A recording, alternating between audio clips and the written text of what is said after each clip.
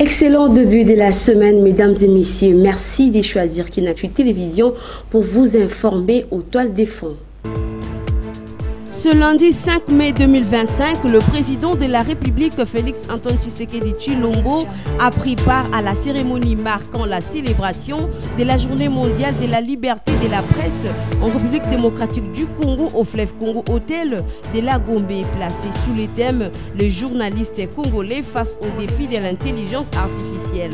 Les détails dans cette grande édition du journal. Le Pacte social pour la paix et le vivre ensemble est la seule et unique issue des sorties de la crise dans la partie orientale de la RDC. Déclaration faite par le président de l'ECD, Martin Fayulu Madidi, lors de son intervention sur France 24. Ce même lundi 5 mai 2025, l'humanité entière célèbre la journée internationale de la sage-femme. Cette commémoration a pour thème « Sage-femme indispensable dans chaque crise » pour monter la valeur et la contribution immense de cette catégorie de personnes dans la société.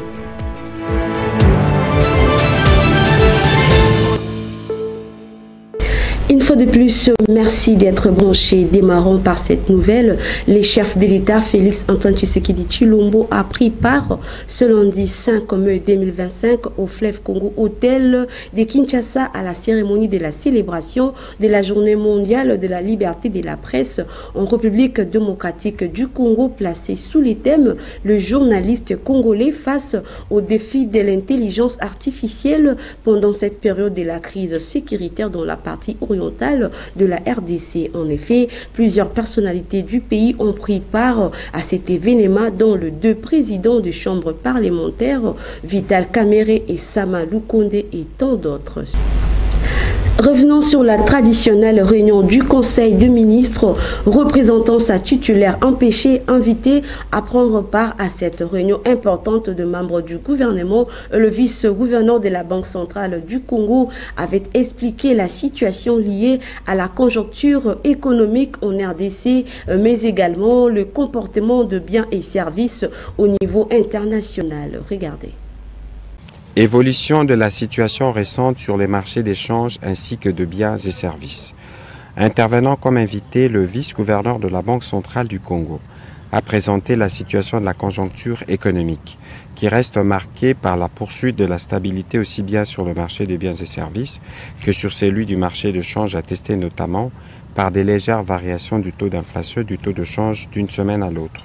Cela est justifié par le maintien de politiques monétaires et budgétaires prudentes, ainsi que la bonne coordination de celles-ci, sans oublier la poursuite d'une bonne régulation des liquidités bancaires. Au cours de la dernière semaine du mois d'avril 2025, le rythme de progression des prix intérieurs a poursuivi son ralentissement, établissant le taux d'inflation hebdomadaire à 0,12% contre 0,13% réalisé la semaine précédente. En cumul annuel, l'inflation atteint 2,94% contre 4,55% à la période correspondant en 2024. Ensuite, il est revenu sur les fluctuations du taux de change ainsi que les mesures prises au niveau de la Banque centrale pour consolider la trajectoire de la stabilité et de la résilience. Par ailleurs, le ministre de la Jeunesse et l'Inspection générale des Finances organisent une conférence débat le vendredi 9 mai à l'université de Kisangani dans la province de la Tchopo. Celle-ci aura pour thème implication de la jeunesse tchopolaise à la lutte contre la corruption et la promotion du patriotisme. Notons que cette conférence se tiendra dans le cadre de la campagne nationale de la sensibilisation de la jeunesse à la lutte contre la corruption et le veille patriotique. Suivez. La jeunesse est l'avenir de demain et le gardien de la société.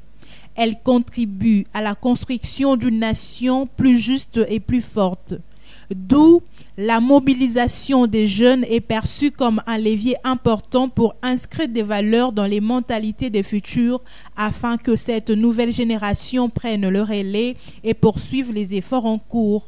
C'est dans ces cadres que la campagne nationale de sensibilisation de la jeunesse à la lutte contre la corruption et à l'éveil patriotique a été lancée le 3 mars dernier et va se dérouler jusqu'au mois de décembre 2025. Après l'étape de Kinshasa et Lualaba, la ministre de la Jeunesse et Éveil patriotique Noéla Aiganagato et l'inspecteur général de finances Jules Alinguete ont fixé rendez-vous aux jeunes de la province de la Chopo le vendredi 9 mai prochain. Il s'agit d'une conférence débat qui aura lieu à l'université de Kisangani autour du thème « Implication de la jeunesse chopolaise à la lutte contre la corruption et à la promotion du patriotisme ». Notons que la sensibilisation doit être une action intégrée dans les programmes éducatifs de nos écoles, dans nos universités et dans des conférences permanentes à l'attention des gestionnaires publics. En politique, s'agissant de la question liée à la crise sécuritaire qui sévit dans l'Est de la République démocratique du Congo, intervenant en qualité d'invité du journal sur France 24, l'opposant congolais Martin Fayulu Madidi s'est appuyé sur la démarche amorcée par les tandems composés de la CENCO et de l'ECC en quête de la paix et dans la partie richissime du pays à travers leur projet dénommé Pacte social pour la paix et le vivre ensemble. Suivez à travers cet extrait choisi par votre rédaction. Bonsoir Monsieur Fayulu et bienvenue sur France 24. Bonsoir. J'ai pas été un candidat malheureux. J'ai gagné, mais M. Kabila et M. Nanga ont décidé autrement. Ils ont fabriqué des chiffres pour mettre Félix Tshisekedi. Je corrige cela. Absolument, c'est votre droit. Alors, rentrons dans cette conversation, si vous voulez bien. Pour la première fois depuis le début de cette crise dans l'Est, la crise récente, je parle de 2025, donc de janvier, vous signez une déclaration commune avec Moïse Katumbi, Délice Sanga et Joseph Kabila, votre ancien adversaire, vous venez de le mentionner. Qu'est-ce qui vous unit aujourd'hui alors que tout vous opposait hier? C'est les Congos, c'est les pays, c'est la paix au Congo, c'est la sécurité au Congo, c'est l'envie, le besoin pressant d'arrêter des tueries, des massacres des Congolais.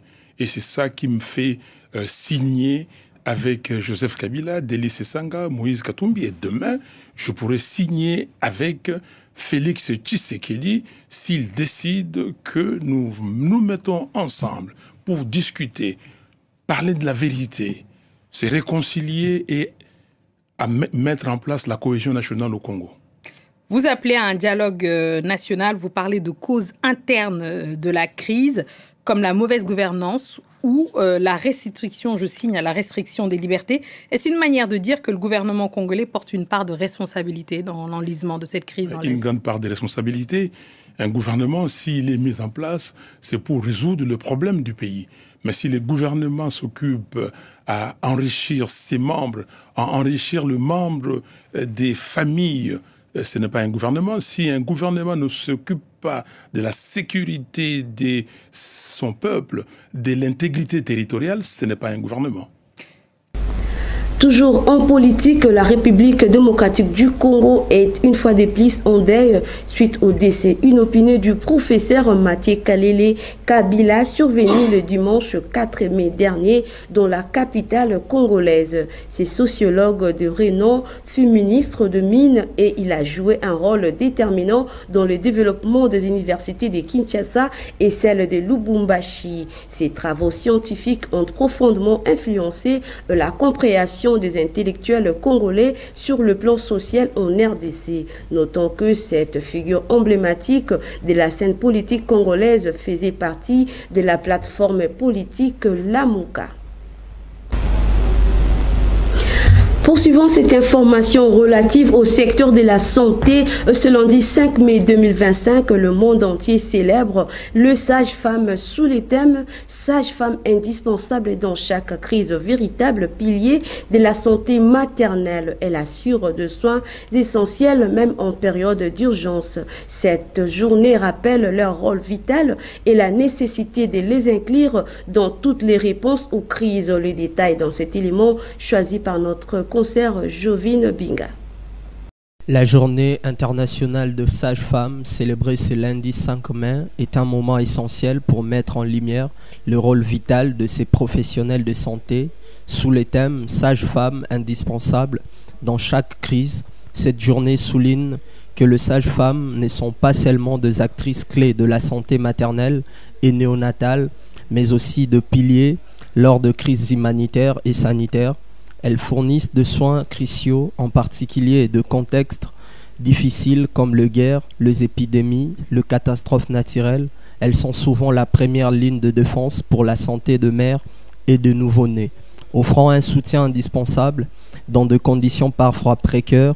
Malheureusement, leur travail reste trop souvent invisible et elles sont incluses de plans de réponse aux crises, ce qui limite leur capacité à agir efficacement. Il est impératif que le gouvernement et les organisations internationales reconnaissent leur rôle crucial, non seulement dans des situations de crise, mais également dans la prévention et le suivi. Les sages-femmes doivent être formées, protégées et avoir accès à l'équipement nécessaire pour remplir leur mission. Elles sont de force de résilience et de transformation, et leur contribution devrait être pleinement valorisée, soutenue et intégrée dans tous les dispositifs de gestion de crise. Aujourd'hui, nous rendons hommage à ces femmes dévouées, souvent au service des autres, sans chercher la reconnaissance. Leur travail est indispensable pour la survie, le bien-être et l'épanouissement de communautés à travers le monde. Célébrons-le et engageons-nous à les soutenir dans leur mission. Dans un autre chapitre, l'Union des syndicats du Congo et la dynamique syndicale des finances, DSF en sigle, ont célébré le jeudi 1er mai dernier la journée internationale du travail sous les thèmes unis et solidaires pour la résilience en République démocratique du Congo. Témoin de l'événement, Espoir Kinavidi et Patient Goy. Unis et solidaires pour la résilience en République démocratique du Congo et les thèmes national choisis pour la célébration de la journée internationale du travail commémorée chaque 1er mai dans le monde. En effet, comme à l'accoutumée, les travailleurs congolais étaient réunis le jeudi 1er mai dernier dans la salle du congrès du Palais du Peuple pour prendre part à la cérémonie officielle présidée par le ministre de l'Emploi et du Travail, Ephraim Akwakwa, qui a salué les efforts du gouvernement central dans l'amélioration des conditions de vie socio-professionnelle des travailleurs congolais. S'alignant à cette logique de la célébration, les syndicalistes membres de l'Union des syndicats du Congo et de la dynamique syndicale de finances ont également pris part à cette cérémonie, avec à sa tête leur président national, le camarade André Maboucha Lomanisha. Étant une journée de la lutte et de la réjouissance pour les travailleurs du monde entier, c'est au tour du président national de l'Union des syndicats du Congo et de la dynamique syndicale de finances, le camarade André Maboucha Lomanisha, que ses pairs ont vivement commémoré cette date historique dans la salle Maïcha Park située dans la municipalité de la Gombe. Prenant la parole pour la circonstance, André Maboucha, président national de l'UEC et de la DSF, a sensibilisé ses membres à pérenniser l'unité au sein de ces deux structures syndicales. Journal Lelo et la journée Nabiso. Et la journée, il y a des travailleurs. Journée, il y a des fonctionnaires. Journée, il y a des organisations syndicales que nous sommes. Nous avons salué la résilience Nabino pour nous dire que malgré la turbulence, on annonce ça depuis l'année passée. Je ne sais pas si vous vous souvenez. Nous avons dit que tout dans la zone de turbulence, et que chacun de nous a serré ceinture. A serré ceinture, bomi pesa na biyoka yokate. Ba CGA, ba CG, ba cordon, ba superviseur, ba président ba comité de base. Si na sekuna, en tout cas, tomi pesa na musala. Signalons qu'au cours de cette célébration, le collectif des anciens étudiants de l'Académie des Beaux-Arts a décerné un portrait au président de l'IEC et de la DSF pour des loyaux services rendus à la nation aux côtés des travailleurs congolais. Tout est bien et qui finit bien, dit-on. C'est sous une atmosphère électrique et bon enfant que s'est déroulée cette manifestation en présence des secrétaires généraux et cadres de l'Union des syndicats du Congo et de la dynamique syndicale de finance. Bon vent à ces deux mouvements syndicaux.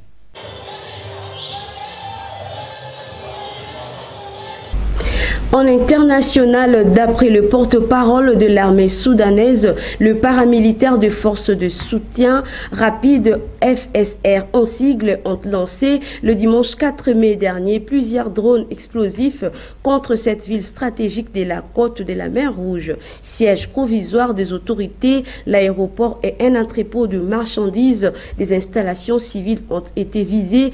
Aucun blessé n'a été signalé. Retrouvez ces commentaires de Richard Nawesh.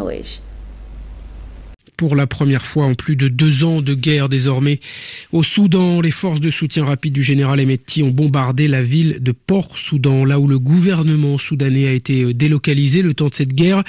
Une base militaire près de l'aéroport et le centre-ville ont été touchés par une attaque de drones. Mais de quels moyens logistiques parle-t-on exactement ici? D'où vient un tel matériel? On a posé la question à Xavier Titelman, ex-navigateur de l'armée de l'air française et influenceur spécialisé sur les questions de défense. C'est même plus des drones, c'est des missiles low cost qui sont simplement propulsés avec des hélices. Mais il n'y a pas de pilotage, c'est-à-dire que c'est des positions GPS. Or, on est sur des pays qui manquent évidemment énormément de moyens. Donc, ils n'ont pas de système pour brouiller les GPS et ça va tout simplement aller à l'impact de manière assez facile. Mais néanmoins, même si on considère que c'est du low cost, ça reste quand même des technologies qui nécessitent des années et des années de développement. Et en général, on commence par 10 km, puis 30 km, puis 100, etc. Là, ils ont directement 600 km et ça, c'est la preuve ultime qu'il y a forcément les Russes et les Iraniens qui sont impliqués. Le fait d'empêcher l'économie de fonctionner, le fait d'empêcher les aéroports de recevoir des vols internationaux, évidemment, ça va peser sur l'économie du Soudan, qui est déjà dans une situation qui est très très difficile. Et donc, c'est plutôt une pression économique sur laquelle les oppositions vont essayer de jouer. Et puis, ça veut dire aussi que le Soudan, malheureusement, il va devoir investir dans sa défense aérienne, acheter des pick-up, acheter des canons, acheter des systèmes lourds qui manquent. En sport, particulièrement la boxe au niveau international, le Congolais Martin Bakole a été accroché par le match nul selon le 3e juge devant le Nigérian Efe Ejaba. Ce dernier est 7e sur le plan mondial. Ce combat des titans s'est déroulé depuis le week-end dernier. Ces duels devaient déterminer les challengers du titre International Boxing Federation, IBF en sigle, détenu pour le moment par l'anglais Daniel Dubois. Les deux pugilistes africains ont dans les cartes sol Canelo Alvarez et William Skula à Riyad, la capitale de l'Arabie Saoudite, devenue depuis un certain temps la capitale mondiale du noble art. Les détails avec Enoch Ilunga. Regardez. C'est samedi 3 mai 2025 à Riyad. Martin Bakole croisait le gant avec le Nigérian Efe Ejaba dans un combat très attendu chez le poids lourd.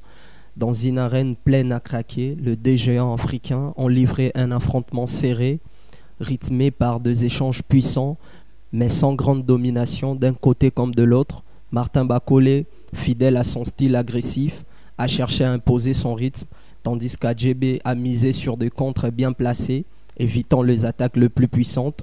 Après 10 rounds intenses, le combat s'est soldé par un match nul majoritaire. Des juges ont attribué 95-95 et le 3e a légèrement penché pour Adjaba dans un score de 96-94. Un résultat décevant pour Bakole qui espérait profiter de cette occasion pour se démarquer davantage sur la scène mondiale.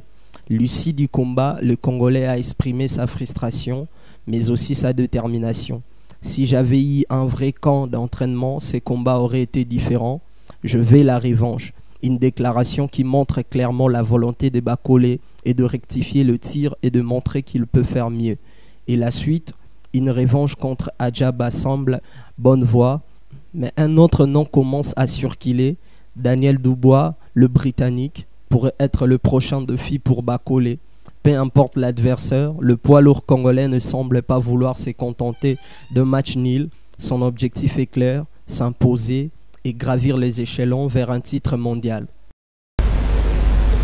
Football toujours dans ces journaux, dans les cadres de la 4e journée de l'Hélico Cash, Ligue 1 disputée le dimanche 4 mai dernier au stade de Martyrs de la Pentecôte de Kinshasa. Le tout-puissant Mazembe avait dompté l'US Maniema Union par 1-0 et la rencontre opposant Don Bosco et Rangers s'est soldée sur la note de 2-0 en faveur des Salasiens et le Bangelou Nebasantou de Mbujimaï Sangabalende se sont inclinés face au Football Club Tanganyika par un score étriqué. Suivez Espoir Kinavidi pour les détails. Après sa défaite lors de la 3e journée face au Football Club Les Aigles du Congo, soldé sur la note de 3-1, le tout-puissant Mazembe a pris l'ascendance sur Maniema Union au marquoir à la 88e minute de jeu. Jusqu'au coup de sifflet final, le score est resté d'1-0 en faveur du Corbeau de Lulumbashi. Patrick Mwaungulu a enroulé les ballons sur ses coups francs et permet au Corbeau de remporter cette bataille face aux unionistes de Kindu. Dans l'autre affiche du jour, au stade Mazembe à Lubumbashi, les Salésiens du Don Bosco ont battu les académiciens des Rangers de Kinshasa par 2-0. Les deux réalisations des hommes du coach Pamphile Miayo ont été réalisées par Eli Kitobo et Mpululu Kiazayamo. Bien avant cette rencontre, au début de l'après-midi de cette journée dominicale, les Sa Majesté Sangabalende s'est incliné face au Football Club Tanganyika par 1-0 au stade de Martyrs de la Pentecôte à Kinshasa. Notons qu'à l'issue des résultats de ces 3 rencontres de la 4e journée, le Football Club Les Aigles du Congo occupe la première place du classement avec 12 points. Maniema Union et le tout-puissant Mazembe partagent les mêmes unités, soit 9 points. Par contre, les géants du football congolais et quinois, l'Asve Club et Darincle Motema Pembe, ne se figurent toujours pas dans le top 5 de ces classements partiels. Parlons cette fois-ci de valeurs nutritives. Que savez-vous du bienfait du maracuja? Découvrons ensemble à travers ces commentaires de votre rédaction. La page météorologique à présent, sachez que demain matin, mardi 6 mai 2025, dans la mégapole quinoise, de nombreuses éclaircies parsèmeront le ciel. La température dans la capitale congolaise sera de 23 degrés Celsius, mais la température ressentie sera plus chaude, soit 25 degrés Celsius. La force du vent oscillera aux alentours des 4 km par heure, tandis qu'à l'après-midi, il y aura quelques petits nuages et pas mal d'éclaircies. La température atteindra 28 degrés Celsius, mais la température ressentie sera plus chaude, soit 31 degrés Celsius. Et enfin, dans la soirée, il y aura un ciel dégagé car la température ressentie sera plus chaude, soit 26 degrés Celsius.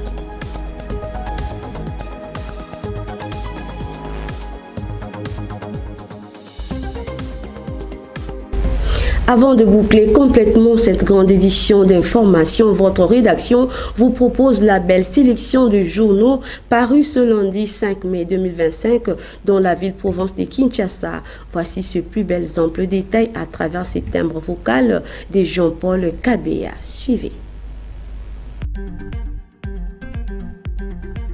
Excellent début de la semaine accompagné de Kun Actu. Mesdames et messieurs, bienvenue à cette rubrique de la lecture de journaux.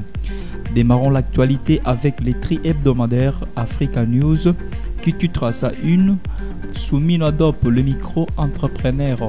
Dans son contenu, l'espace, le chapiteau du GB dans la commune d'Ingaliema à Kinshasa a été le théâtre samedi 3 mai d'un événement de haute portée symbolique pour l'économie de la RD congolaise.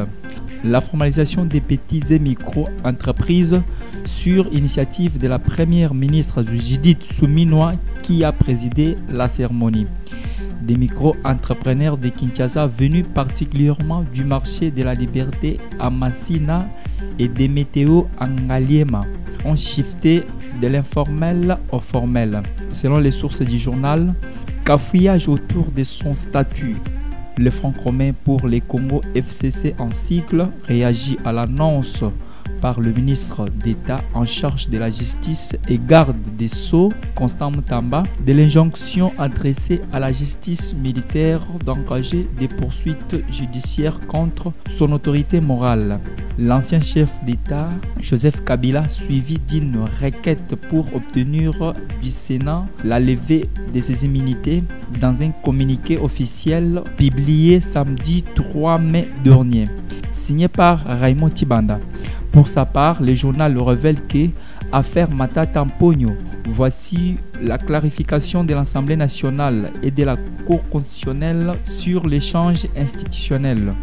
Dans les climats souvent tendus entre les différentes institutions de l'État, la cellule de la communication de l'Assemblée nationale a tenu à clarifier le récent échange entre le président de l'Assemblée et le président de la Cour constitutionnelle concernant l'affaire du député national Matata Mponyo. Cette mise au point vise à apaiser les tensions et dissiper le malentendu qui ont pu surgir autour de cette correspondance.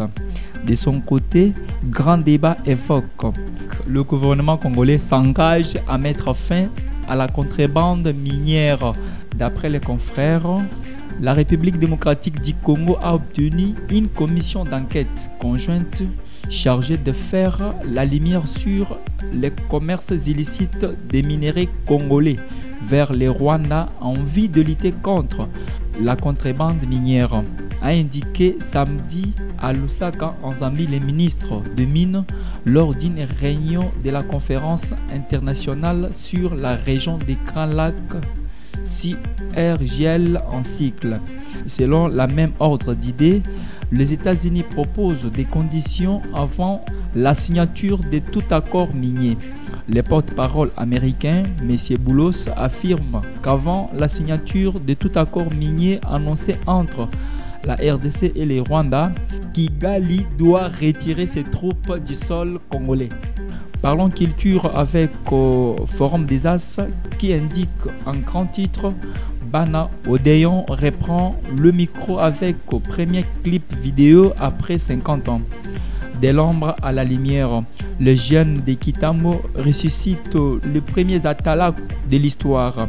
Ils avaient disparu des radars depuis des décennies, confinés dans les souvenirs brumés des passionnés de la musique congolaise. Et pourtant, Bana Odeon, mythique groupe originaire de Kitambo, précurseur du style Atalaku, ce style d'animation devenu emblématique du Ndombolo, s'apprête à revenir sur le devant de la scène. Un retour historique rendu possible grâce à l'association des jeunes de Kitambo. C'est par ici s'achève cette rubrique de la lecture des journaux. Mesdames et messieurs, prenons rendez-vous pour un nouveau numéro. Au revoir.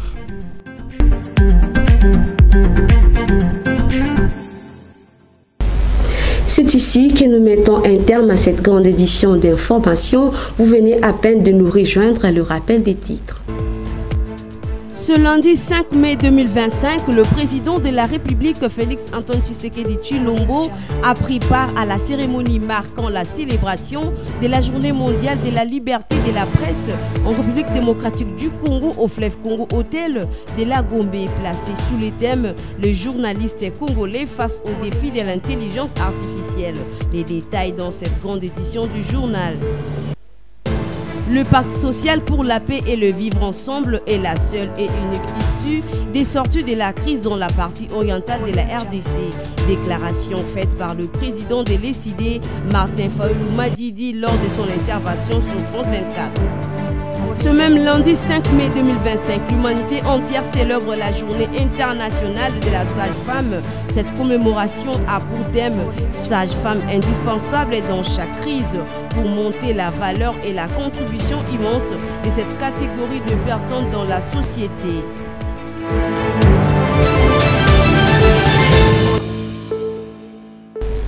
Merci de l'avoir suivi. Que le Seigneur Tout-Puissant bénisse la République démocratique du Congo. Bonne suite des programmes chez vous. Au revoir.